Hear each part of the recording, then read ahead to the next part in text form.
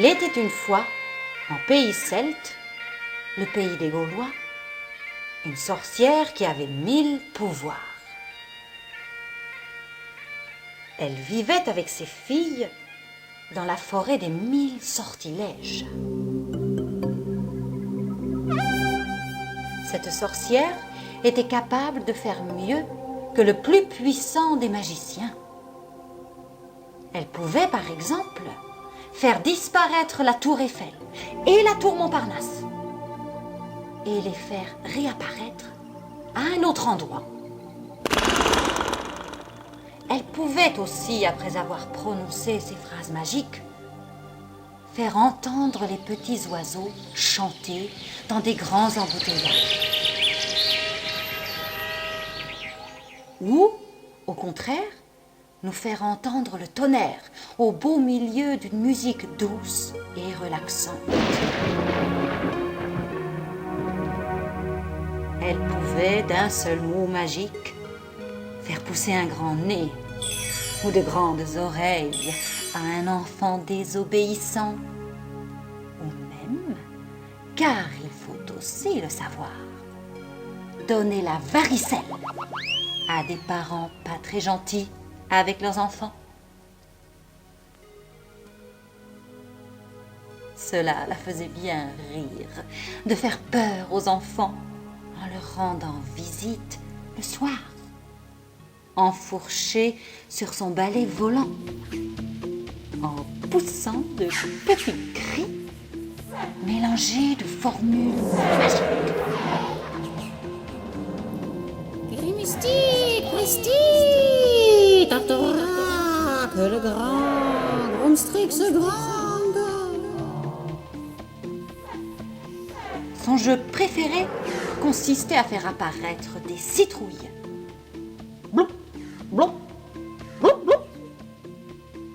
Un peu partout, dans les jardins, pour démontrer à quel point elle était une grande sorcière. Je suis la plus grande des sorcières. En fait, cette sorcière était très juste et n'était pas du tout méchante. Mais elle faisait tout pour le paraître. Lorsqu'elle était seule chez elle, il lui arrivait de chanter des airs de son invention, à la façon d'une sorcière, bien sûr.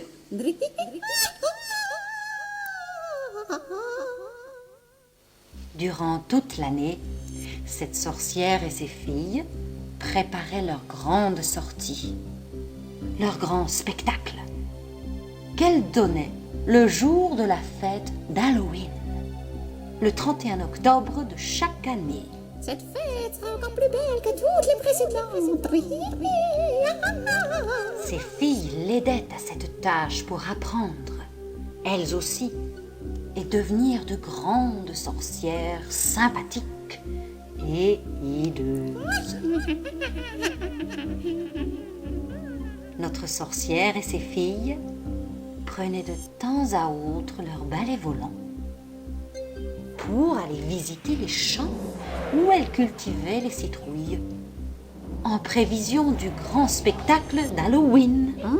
Cette année sera une bonne récolte. Tout près de leur maison vivait un autre personnage, très connu, très original, et lui aussi très sympathique. Il s'appelait Jack aux lanternes. C'était une sorte d'aventurier qui avait eu une vie mouvementée. Il était le grand spécialiste des farces et attrapes et du trick or treat. Cela voulait dire, dans sa langue irlandaise, la farce ou l'accord.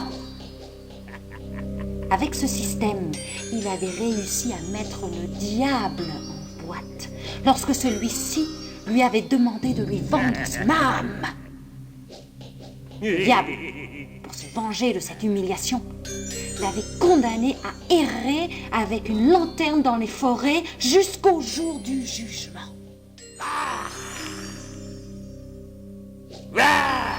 Jack aux lanternes s'entendait très bien avec notre sorcière sympathique. Et il était devenu l'homme à tout faire.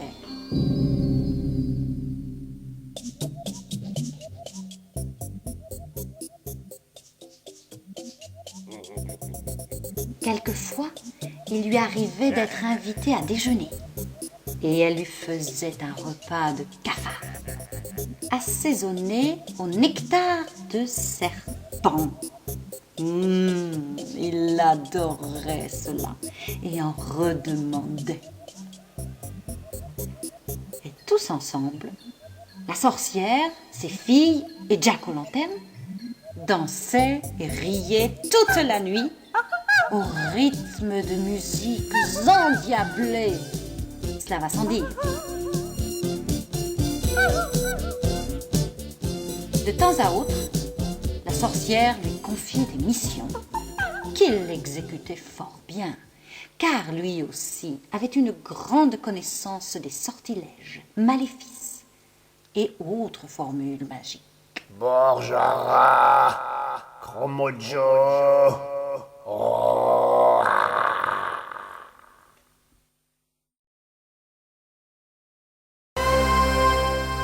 De l'autre côté de la forêt vivait une autre sorcière qui, elle, était très méchante.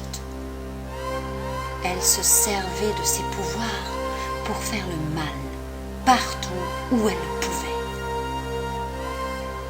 Son plaisir malsain consistait à détruire les champs de citrouilles que cultivait notre bonne sorcière, car elle était très jalouse de la grande fête d'Halloween que celle-ci organisait chaque année. Notre sorcière sympathique en avait vraiment assez qu'on lui détruise son travail. Elle convoqua le grand Jack aux lanternes afin d'imaginer avec lui un plan de bataille et arrêter les maléfices de la méchante femme. Nous allons mettre une fin aux agissements de cette vilaine femme, avec plaisir, dit Jack aux lanternes en prononçant quelques formules magiques. Aussitôt dit, aussitôt fait. Jack aux lanternes alerta les enfants, qui le connaissaient bien, car ils avaient adopté son fameux trick or treat pour en faire les farces ou les bonbons. Salut les enfants. Jack aux lanternes leur expliqua son stratagème. Chacun d'entre vous se postera derrière une citrouille la veille du spectacle d'Halloween. Et à minuit tapante, lorsque la méchante sorcière apparaîtra pour détruire les champs de citrouille, à mon signal, vous prononcerez le mot magique que je vous confie à l'oreille. Et foi de Jack, elle sera prise au piège. Ainsi fut arrêté le plan de bataille, et le jour dit et à l'heure dite, des milliers d'enfants, avec la permission de leurs parents, se postèrent chacun derrière sa citrouille en attente. Tout le monde était là. Jack aux lanternes, le grand maître d'œuvre de l'opération Citrouille, et notre gentille sorcière, avec ses filles, pour vérifier tous les détails. La nuit était éclairée par une belle lune souriante, et chacun faisait de son mieux pour se cacher. À minuit tapante, la méchante femme arriva avec ses filles pour détruire les champs de citrouilles et gâcher la fête d'Halloween, prévue le lendemain 31 octobre.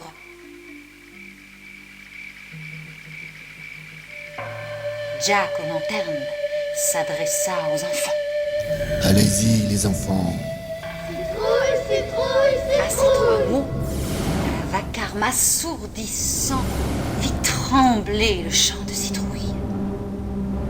Et la méchante sorcière et ses filles furent transformées en de vieilles citrouilles en plastique, à peine bonnes pour la décoration. Prises au piège, elles essayent encore aujourd'hui d'en sortir. Mais elles sont inoffensives désormais. Depuis ce temps, les enfants célèbrent avec leur sorcière préférée et bien sûr le grand Jack. La grande fête spectacle anniversaire d'Halloween. Ils se déguisent en citrouille ou en sorcière, se mettent des masques hideux et effrayants et sortent dans les rues pour faire des farces, comme le grand Jack-o'-lantern. Et vive Halloween! Vive Halloween!